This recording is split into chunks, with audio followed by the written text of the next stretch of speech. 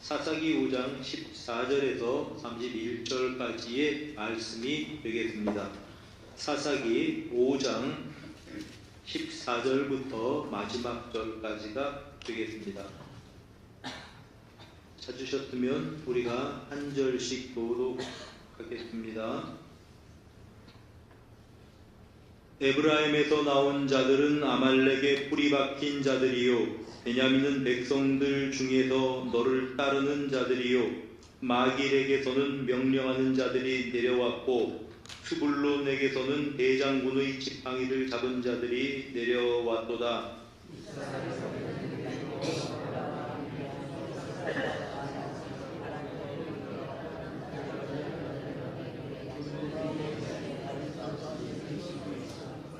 내가 양의 우리 가운데에 앉아서 목자의 피리 부는 소리를 들음은 어찌 됨이냐.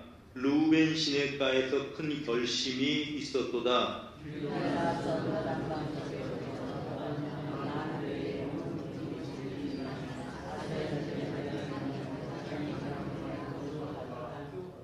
스불론은 죽음을 무릅쓰고 목숨을 아끼지 아니한 백성이요, 납달리도 들의 높은 곳에서 그러하도다.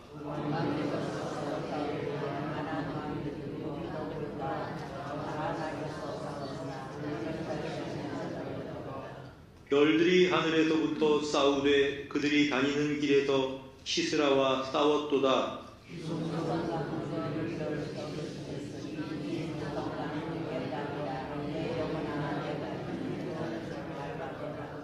그때에 군마가 빨리 달리니 말굽 소리가 땅을 울리도다.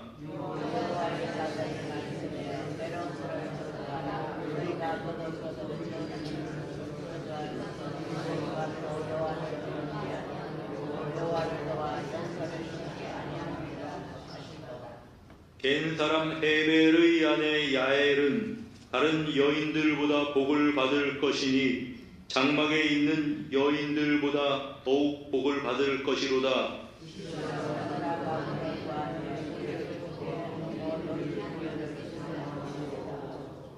손으로 장막 말뚝을 잡으며 오른손에 일꾼들의 방망이를 들고 시스라를 쳐서 그의 머리를 뚫되 곧 그의 관자놀이를 꿰뚫었도다.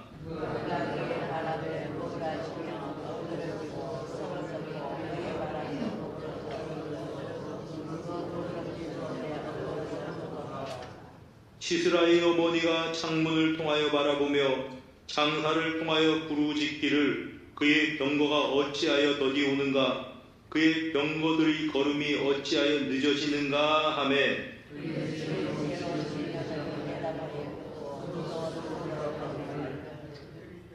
그들이 어찌 노량물을 얻지 못하였으랴, 그것을 나누지 못하였으랴, 사람마다 한두 처녀를 얻었으리로다. 시스라는 채색 옷을 노략하였으리니 그것은 수놓은 채색 옷이리로다. 곧 양쪽에 수놓은 채색 옷이리니 노략한 자의 목에 품이리로다 하였으리라. 여호와여, 주의 원수들은 다 이와 같이 망하게 하시고 주를 사랑하는 자들은 해가 힘있게 도든갑게 하시옵소서 하니라. 그 땅이 40년 동안 평온하였더라. 아멘. 자, 오늘은 이제 우리가 하나님께서 그 하나님의 사람들을 통해서 또 하솔 왕 야빈과의 전쟁에서 큰 승리를 거두신 사건을 4주 동안 생각을 해보고 있습니다. 특별히 오늘은 이제 그 드보라의 찬송 두 번째 부분들을 생각을 해보고 은혜를 나누기를 원합니다. 이스라엘 백성들이 자신의 힘으로 도저히 감당할 수 없는 철병거를 900승이나 가진 그 나라와 전쟁을 해서 승리했다. 불가능한 일입니다. 그러나 불가능한 그 일에 하나님께서 개입하시고 하나님의 손에 역사하셨을 때에 그것이 현실이 되었습니다. 사랑하는 성도 여러분, 하나님의 전능한 손길이 우리 성도님들과 함께 하시기를 축복합니다. 내가 볼 때 불가능한 일이지만 그러나 하나님께서 이루시고 하나님께서 역사하셔서 내가 생각하는 그 일, 꿈만 꾸던 일이 현실이 되는 은혜가 있기를 주님의 이름으로 축복합니다. 이 일에 하나님만 하신 것이 아니고 하나님과 동역한 사람들, 동역한 지파들이 있습니다. 그들의 이야기에 대해서 그들이 어떻게 이 일에 참전했는지에 대해서 좀 자세히 성경에는 말씀하시고 있는 것을 보게 됩니다. 먼저 이런 공동체의 전쟁에 불참한 사람들이 있었습니다. 우리 23절에는 이렇게 말씀을 하죠. 여호와의 사자의 말씀에 메로스를 저주하라. 너희가 거듭 그 주민들을 저주할 것은 와서 여호와를 돕지 아니하고 여호와를 도와 용사를 치지 아니하였다. 이렇게 말씀을 합니다. 메로스를 저주하라. 그리고 이제 그 여호와를 돕지 않았다는 표현이 있습니다. 이것은 하나님께서 우리 인간의 도움이 필요한 그런 존재라는 뜻이 아닙니다. 하나님과 동역해서 하나님의 일을 하는 데에 불참한 사람들, 거부한 사람들에 대해서 그들에게 저주가 있을 것이다 라고 하는 이러한 말씀입니다. 그러면 메로스가 도대체 누굽니까? 이 메로스는 이제 그 기송강 주변에 있었던 히브리인들의 성읍이었을 것이라고 봅니다. 드보라가 바락을 시켜서 같이 전쟁에 참여해야 된다. 우리가 언제까지나 이렇게 저들에게 눌려 있을 수가 없다라고 참전을 요청했을 때 그들이 거절했다고 하는 말입니다. 우리는 거기에 참전하지 않겠습니다. 그들은 자기들이 생각할 때 손해되는 일이라고 생각하면 판단이 된다면 거기 동참하지 않는 사람들이었습니다. 또는 생각해 볼 때 그냥 어이가 없는 일이거든요. 어떻게 저 병거 900승을 가진 사람들과 전쟁을 한단 말입니까? 불가능한 일입니다. 우리 안 합니다. 여러분, 이 사람들은 내가 조금 손해나는 일 같으면은 거기에 동참하지 않으려는 사람들입니다. 같은 공동체의 일에 내가 손해가 날 때, 내가 내키지 않을 때 동참하지 않겠다는 말입니다. 그리고 이런 사람들은 밥상 다 차려놓고 숟가락만 얹으려는 그런 유형의 사람들이라고 볼 것입니다. 어떻게 보면 이기적인 사람들이죠. 오늘날도 마찬가지입니다. 우리가 주님을 위해서 헌신할 때에 우리가 재물을 하나님께 드려야 될 때도 있고 우리의 시간이나 에너지를 써서 하나님의 일에 혹은 공동체의 일에 동참할 때가 있습니다. 어떻게 생각하면 손해입니다. 그래서 나는 하지 않겠다. 그래서 이제 거절하는 사람들이 있다라고 하는 그러한 말입니다. 이들이 생각하지 못한 게 하나 있습니다. 그 일은 하나님의 일입니다. 그러니 동참해서 적과 전쟁하는 일은 적과의 싸움뿐만 아니라 하나님과 동역하는 일이라는 사실을 이들은 모르고 있었다라고 하는 말씀입니다. 그래서 이런 약은 사람들에 대해서 오늘 23절에 호되게 책망하고 있는 겁니다. 메로스를 저주하라 이렇게 말씀을 하고 있습니다. 사랑하는 성도 여러분, 하나님이 기뻐하시는 일이라고 한다면 서로 내가 손해를 봐도 내 시간을 손해보고 혹은 내 재산이 조금 손해를 본다고 할지라도 동참할 줄 아는 믿음의 사람들이 모두 되시기를 주님의 이름으로 축복합니다. 그 다음에 이제 그 마음이 연약해서 그냥 결심만 하는 사람들이 있습니다. 15절을 보면 이런 표현이 나오지요. 루벤의 시냇가에서 큰 결심이 있었도다. 그 다음 16절에도 루벤 시냇가에서 큰 결심이 있었도다. 그러니까 루벤 지파들도 우리가 참전합시다 라고 했을 때 그렇지 우리도 참전해야 되겠지요 라고 이들이 생각은 했습니다. 결심은 했습니다. 그런데 결심만 했습니다. 여러분, 마음만 그렇게 먹었다는 말입니다. 이 부분을 이제 큰 결심이 섰다는 부분을 공동번역에는 이렇게 번역을 해 놓았습니다. 끝도 없이 토론만 벌이는구나. 이거 할까 말까 그러면서 자기들끼리 그냥 토론만 하다가 결국은 동참하지 않았다는 뜻입니다. 바보는 결심만 한다고 합니다. 여러분, 바보는 결심하고 행동하지 않는 사람이 아보랍니다. 이거 하나님의 일이야. 우리가 동참해야 될 일이야. 그렇게 마음속으로 결심만 했는데 실천에 옮기지 않습니다. 그러면 마음 먹은 것이 아무것도 아니지요.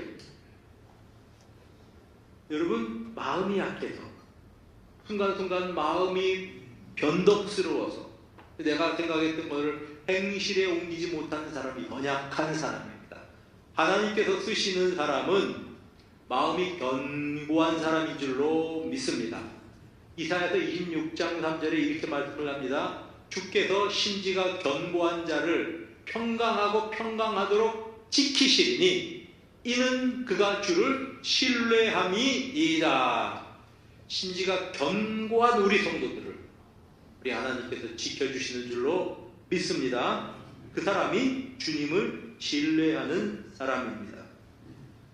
자, 이렇게 이 마음은 이제 결심은 했는데 주저주저하는 그러한 사람들, 이런 사람들이 자칫 잘못하면은 공동체 전체를 더 힘들게 만들 수가 있습니다. 그래서 우리 바울과 함께 전도여행을 다녔던 누가 요한을 보면 그런 예를 우리가 볼 수가 있습니다. 마가 요한이에요. 마가 요한.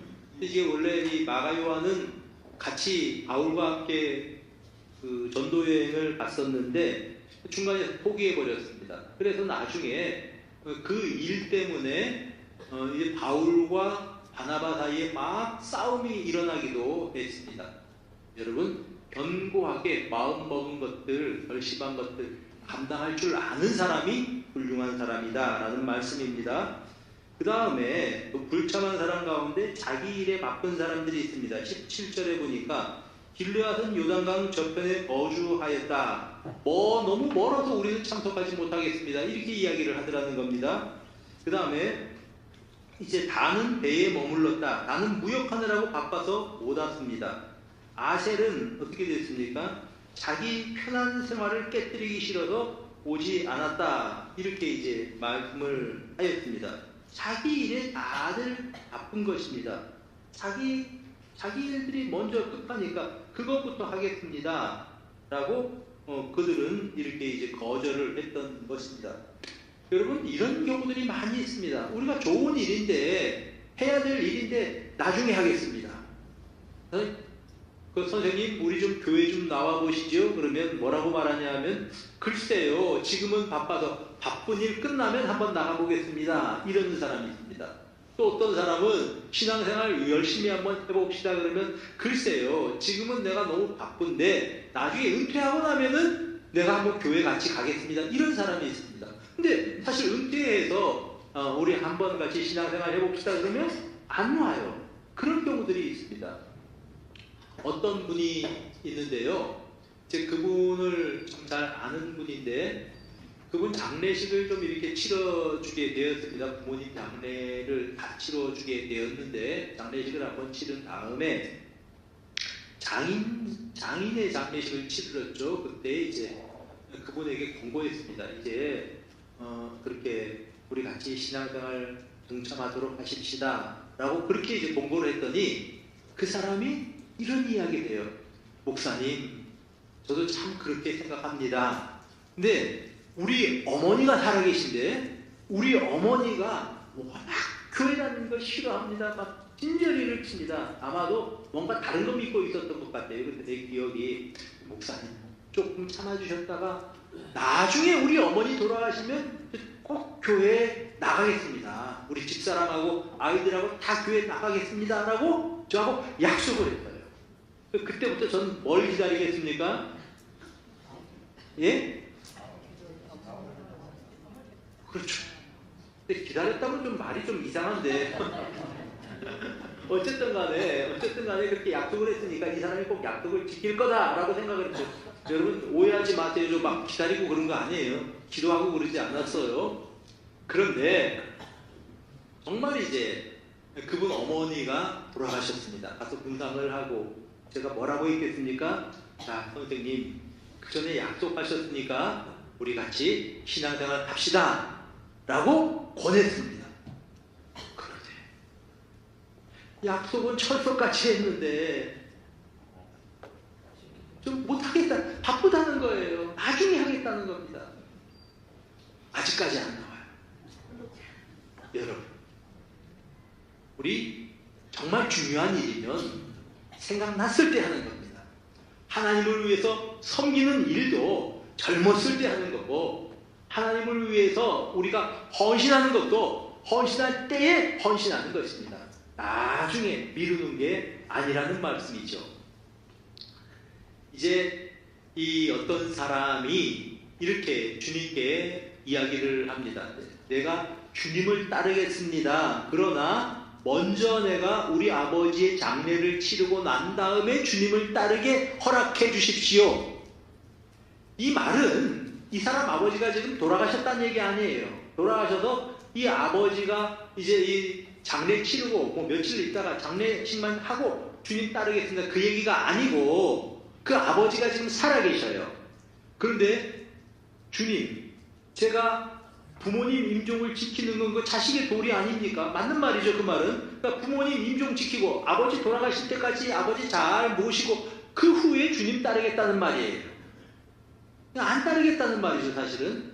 그때 예수님께서 뭐라고 말씀을 하셨냐면, 마태복음 8장 22절에 예수께서 이르시되 죽은 자들이 그들의 죽은 자들로 장사하게 하고 너는 나를 따르라. 사랑하는 여러분, 우리 주님이 따르라 할 때 따르는 것이 헌신인 줄로 믿습니다. 미루지 말고, 나중에 하지 말고, 좋은 일, 선한 일, 하나님이 기뻐하시는 일, 내가 해야 할 일은 오늘 하는 우리 성도들이 되시기를 바랍니다. 이 사람들 보면 그래요. 요즘은 다이어트 하는 사람들 많잖아요. 근데 맛있는 거 있으면 막 먹으면서 하는 얘기가 다이어트는 내일부터 한대요. 내일 또 함께 식사하면서 물어보면 또 내일부터 한답니다. 그 사람 평생 다이어트 못하는 사람이에요. 자기 일이 바쁜 사람들. 자, 여러분, 이들은 정말 이 전쟁이 하나님과의 동역임을 알지 못했습니다. 그래서 내일 이룬 것입니다. 여러분, 하나님을 따라 살아가는 삶은 어떻게 생각하면 내가 손해보는 것 같고 진부한 삶 같습니다. 예배드리러 가야지요. 또 이제 우리가 매일같이 성경 읽고 기도하고 한다면 그 일이 사실은 참 판에 박힌 생활이고 참 지루하다, 재미가 하나도 없다, 이렇게 생각할지 모르겠습니다. 그러나 그 삶이 주님과 동행하는 삶이고 주님께서 기뻐하시는 삶이고 주님께서 그런 사람을 사용하신다고 생각할 때 우리는 오늘부터, 지금부터 결단할 수 있는 줄로 믿습니다. 두 번째, 어떤 유형의 사람들이 있냐면 참가는 했는데 생색만 내는 사람들이 있습니다. 14절에 보면 그런 사람들을 여기 이제 보여주고 있는데요. 뭐라고 말씀하냐면 마길에게서는 명령하는 자들이 내려왔다. 여러분, 마길이라고 하는 사람은 므낫세의 아들입니다. 그러면 마길이라고 하는 사람은 므낫세 지파에 속한 어떤 가문의 사람들이라고 하는 말입니다. 그들도 전쟁에 참여하겠다고 내려왔는데 누가 내려왔냐 하면은 마길에게서는 명령하는 자들이 내려왔다고 그렇게 말합니다. 그냥 므낫세 지파가 왕창 다 참석한 게 아니고 므낫세 지파에서는 마길의 집안 사람들이 참석을 했는데 그들 가운데서 명령하는 사람, 다시 말하면 사람들이 모여있을 때 자기가 굳은 일은 하지 않고 지시만 하는 사람이 왔다, 그렇게 말씀을 하고 있는 것입니다. 여러분, 공동체에서 거들먹거리기만 하고 대접받으려고만 하고 사람들에게 으스대려고만 하고 이거 해 저거 해 지시하면서 정작 힘든 일은 하나도 하지 않는 사람이 있다면 또 얼마나 공동체 전체가 힘들겠습니까? 얼굴 내는 일에는 앞장섰는데 힘든 일에는 자기가 빠져요. 어려운 일에는 자기가 빠져버린다고 한다면 이런 사람들은 참 공동체 전체를 힘들게 하는 사람이 될 것입니다. 요한 3서 1장 9절에 요한 사도는 이렇게 말씀을 합니다. 내가 두어 자를 교회에 썼으나 그들 중에 으뜸되기를 좋아하는 디오드레베가 우리를 맞아들이지 않았다. 자, 이 복음을 전하기 위해서 복음을 전하는 순회 선교사들이 있었습니다. 그때 교회에서 우리 좀 도와주세요. 여기서 좀 며칠 지내게 해주세요. 우리에게 온 선교비를 좀 지원해주세요. 그런데 그거를 거절하고 내쫓는 사람이 있었습니다. 디오드레베입니다. 그런데 그 사람이 잘하는 게 하나 있었는데 으뜸되기를 좋아한다 그래요. 항상 나설라 그러고 항상 큰 소리 치고 앞장서서 뭐 내가 큰 일이나 하는 것처럼 그렇게 사람들 앞에 나서기는 좋아해요. 근데 정말 힘든 일, 굳은 일에는 찬물에 손도 안 닦으려고 하는 그런 사람이 있다면 그런 사람이 바로 마귀에서 명령한 자가 내려온 것 같다. 이와 같이 공동체 전체를 힘들게 하는 사람이라고 하는 그러한 뜻입니다. 사랑하는 성도 여러분, 우리는 사람을 섬기는 것이 아니라 하나님을 섬기는 사람들입니다. 교회는 섬김을 받기 위해서 모인 그런 공동체가 아니고 섬기기 위해서 모인 공동체입니다. 우리는 모두가 예수님처럼 예수님 본받아서 주님을 섬기는 이 일에 동참하는 성도님들 되시기를 바랍니다.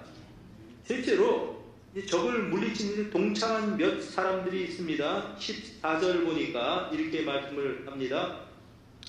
에브라임에서 나온 자들은 아말렉에게 뿌리 박힌 자들이다. 에브라임 사람들이 가운데 아말렉 사람들이 섞여 있었던 것 같습니다. 이 에브라임 지파는 바로 드보라의 지파이기도 합니다. 또한 이제 이사갈의 방백들 15절 드보라와 함께하니 이사갈과 같이 바락도 그를 따랐다. 그렇게 말씀하고 있는 것을 보게 됩니다. 그러니까 이제 어떤 이사갈의 방백들, 그 다음에 스불론 사람들 8절에 보니까 스불론은 죽음을 무릅쓰고 목숨을 아끼지 않았다. 납달리도 그렇게 했다. 스불론 지파와 납달리 지파는 12지파 가운데 눈에 띄는 지파가 아닙니다. 좀 탁월한 지파가 유다 지파나 아니면 베냐민 지파나 에브라임 지파 같이 힘이 있는 지파가 아니었습니다. 근데 눈에 띄지 않는 이들이 스불론 납달리 지파가 정작 전쟁을 할 때는 제일 먼저 목숨을 아끼지 않고 동참해서 적과 싸웠다고 하는 겁니다. 그 점을 칭찬하는 것입니다. 그래서 하나님은 이렇게 적극적으로 하나님의 일에 동참한 사람들을 사용을 해서 하나님이 개입하신 전쟁이니 승리할 수밖에 없는 전쟁인데 그들을 통해서 하나님께서는 승리를 맛보게 하신 것입니다. 사랑하는 성도 여러분, 우리들은 그냥 이제 맡은 일이 그렇게 큰 일을 맡지 않았다고 할지라도 사람들이 알아주지 않는다고 할지라도 주님의 일이라고 한다면 나서서 적극적으로 감당할 수 있는 스불론 납달리 지파 같은 사람들이 되시기를 주님의 이름으로 축복합니다. 이 전쟁은 하나님께서 하신 전쟁이었습니다. 19절에 보니까 그렇게 말씀을 합니다. 왕들이 와서 싸울 때에 가나안 왕들이 무깃도물과 다안악에서 싸웠다. 여기서 무깃도물과 다안악은 기손강의 또 다른 이름입니다. 기손강에 그냥 병거들을 다 모아놓고 전쟁을 할 때 왕들이 와서 싸웠다. 그러니까 하솔 왕 야빈은 여러 왕들 중에 연합체의 두목이었던 셈입니다. 여러 도시국가들이 많이 있었는데 그들이 다 함께 모여서 이제 히브리 사람들과 전쟁을 하려 했다. 그런 뜻입니다. 이렇게 전쟁을 했음에도 불구하고 그들이 은을 탈취하지 못했다. 왜냐하면 하나님께서 개입하셨기 때문에 그랬습니다. 20절 보면 별들이 하늘에서 싸우고 우레소리가 나오고 비가 오기 시작했다고 하는 말입니다. 20절에 기손강이 무리를 표류시켰다고 하는 말입니다. 막 그냥 그들이 전쟁을 시작하면서 다볼산에서 내려가서 저들과 전쟁을 하라, 시스라와 싸우라 이렇게 해서 사람들이 내려올 때에 어떤 일이 일어났습니까? 억수같이 비가 쏟아져서 기손강이 범람해서 병거들이 다 이제 무용지물이 되고 말았다라고 하는 모습을 생생하게 여기 기록하고 있습니다. 그들의 기세가 얼마나 등등했는지 22절에 그때 군마가 빨리 달리니 말굽 소리가 땅을 울렸다. 전쟁을 준비하는 그들이 병거를 가지고 이제 900승을 그 강가에 배치를 하고 진을 칠 때 막 그냥 말들이 달리는 소리가 마치 그냥 지진이 나는 것처럼 지축을 울렸다라고 이렇게 성경이 증거하고 있습니다. 얼마나 무서웠겠습니까? 인간적으로는. 네? 하나님께서는 그들보다 더 강하신 하나님께서 개입하셔서 이 전쟁을 승리로 이끌었다고 하는 것입니다. 이 사람 말고 하솔랑 야빈이 또 있었습니다. 여호수아 때에 같은 사람이 아니고 이제 하솔의 왕을 그냥 이제 이 야빈이라고 불렀던 것이죠. 어쨌든 간에 그 왕과 이제 여호수아의 군대가 전쟁을 했는데 하나님께서 승리를 주셨습니다. 그때 하솔 왕도 병거를 끌고 전쟁을 했습니다. 병마가 있었습니다. 막 말을 타고 다니고. 그래 이제 그들과 전쟁에서 승리한 다음에 하나님께서 여호수아에게 이상한 말씀을 하십니다. 너희들이 노획한 노획물들 가운데 말들의 뒷발 힘줄을 다 끊어버려라. 여러분, 그들이 노획한 노획물은 그대로 그들의 전쟁 물자가 되는 겁니다. 적들의 병거는 잘 수리만 하면 그들이 그대로 쓸 수 있는 그러한 전략 무기입니다. 근데 하나님께서 그 말의 뒷발의 힘줄을 끊어버리라고 말씀하시는 겁니다. 이제 그렇게 되면 말은 더 이상 전쟁용으로 쓸 수가 없어요. 무슨 뜻입니까? 너희의 힘은 말에 있는 것이 아니라 너희의 힘은 나에게 있다.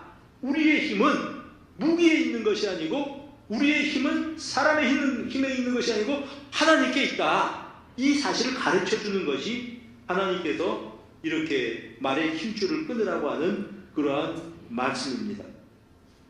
자, 이번에도 저들이 말을 가지고 오는 모습을 보면서 지축이 흔들리는 모습을 보면서 이야, 이거 잘못됐는지 모른다. 우리도 미리 좀 병거를 준비해 둘 걸. 우리들도 말을 많이 준비해 둘 걸 그랬을지 모르겠습니다. 그러나 병거보다 말보다 더 강한 하나님의 손길이 함께 하셔서 하나님께서는 비를 통해서 그들의 무기를 완전 무력화하신 것입니다.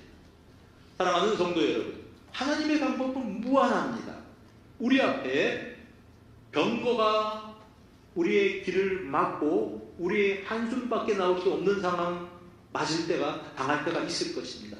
경제적인 문제 때문일 수도 있겠고 자녀들 문제 때문일 수도 있을 것이고 또는 우리가 이제 어떤 내가 감당할 수 없는 문제들 때문에 힘들어할 그때에 우리는 이렇게 고백합니다. 나의 힘이 되신 여호와여, 내가 주를 찬양하나이다. 하나님이 나의 힘이십니다. 하나님이 나의 능력이십니다. 하나님, 내가 주님을 사랑합니다. 하나님이 나의 반석이시고 하나님께서 나의 요새이십니다. 고백할 수 있는 사람이 믿음의 사람인 것입니다. 내가 감당할 수 없는 그 일 앞에서 주저할 수밖에 없는 그때에 주저해 있지 말고 하나님을 의지하고 기도의 자리로 나가는 성도님들이 되시기를 우리 주님의 이름으로 축복합니다. 주님께서는 그 기도를 들으시고 하나님께서 개입하십니다. 내 앞에 가로막고 있던 병거들이 무너지는 역사가 있을 줄로 믿습니다. 이러한 전쟁의 승전에 있어서 뜻밖의 그러한 이제 영웅이 등장합니다. 24절을 보시길 바랍니다. 겐 사람 헤벨의 아내 야엘은 다른 여인들보다 복을 받을 것이다. 여러분, 겐 사람 헤벨과 또 이제 이 시스라와도 친한 사이였고 또한 하솔 왕 야빈과도 친교가 교류가 있었습니다. 그들의 남편은 그들과 가까이 지내면서 그들의 어떠한 그들의 신앙도 이제 그냥 희미한 그러한 상태였지만, 그냥 아내는 그렇지 않았습니다. 여호와의 신앙을 굳게 가지고 있던 사람이었습니다. 그래서 시스라가 도망쳐 왔을 때 그를 숨겨주는 척하면서 시스라를 그가 이제 죽였던 겁니다. 사람을 죽였다는 게 잘했다는 것이 아니고, 만약 시스라가 여기서 탈출해 왔으면 어떤 일이 벌어졌을까요? 그 시스라는 다시 그의 폐잔병들을 수습을 하고 병거를 수습을 해서 다시 이제 어떤 병거의 군대를 만들어 조직해 냈을 것입니다. 그런데 그 시스라를 꼼짝 못하게 끝장낸 사람이 바로 야엘이라는 여인이었습니다. 여인입니다. 이방인입니다. 눈에 띄지도 않는 사람입니다. 그런데 그의 마음속에 하나님을 사랑하는 마음이 있었기 때문에 이 일에 적극적으로 동참했다고 하는 말씀입니다. 그에 대해서 겐 사람 헤벨의 아내 야엘은 다른 여인들보다 복을 받을 것이다 이렇게 말씀을 했습니다. 여러분 하나님의 일에 동참하는 사람이 받을 복이 무엇입니까? 우리가 하나님 일에 동참하는 사람들은 하나님이 하시는 일을 눈으로 보고 체험하게 되는 법입니다. 여러분 하나님의 일에 동참하기 위해서 헌신한 사람들은 물론 아까 말씀드린 것처럼 손해도 보겠지만 그러나 하나님께서 주시는 기쁨을 체험할 수 있게 되는 것입니다. 예수님 이렇게 말씀을 하셨습니다. 이제 이 누구든지 나를 따르기 위해서 집이나 또한 이제 이 전토나 부모나 형제나 자매나 자식을 버린 사람들은 이제 이것을 몇 배나 받게 될 것이고 또 영생을 받지 못할 자가 없을 것이다.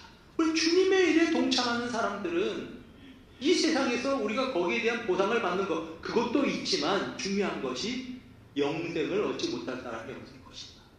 하나님께서 주시는 은혜를 체험하게 된다는 말씀입니다. 사람들이 알지 못하는 은혜, 하나님 앞에 나와 기도하면서 하나님께서 내 마음속에 허락하시는 기쁨, 이 기쁨을 체험하면서 살아갈 수 있게 된다는 것입니다. 그래서 이제 헤베르 안의 야엘은 다른 여인들보다도 복을 받을 것이다 라고 성경은 그렇게 말씀하고 있는 것입니다. 여러분 이 찬송의 결론 부분을 보십시오. 31절 여호와여 주의 원수들은 다 이와 같이 망하게 하시고 주를 사랑하는 자들은 해가 힘있게 돋음같게 하시옵소서. 이 말씀이 여러분들의 것이 되시기를 축복합니다. 하나님을 사랑하는 사람, 하나님께서 헌신한 사람, 그 사람들은 해가 돋는 것 같이 힘있게 돋는 것 같이 하나님께서 도와주심으로 말미암아 하나님이 하시는 일을 체험하고 하나님께서 하시는 기도의 응답을 체험하고 더 나아가서 영원한 이제 영생의 소망을 우리들이 가지고 살게 될 것이고 또한 무엇보다 눈에 보이는 복만이 복이 아니죠. 하나님께서 주시는 기쁨과 평강을 누리면서 살아갈 것입니다. 하나님의 나라는 먹는 것과 마시는 것이 아니고 오직 성령 안에서 누리는 의와 평강과 희락입니다. 이러한 기쁨이 여러분 모두의 것이 되시기를 우리 주님의 이름으로 축복합니다.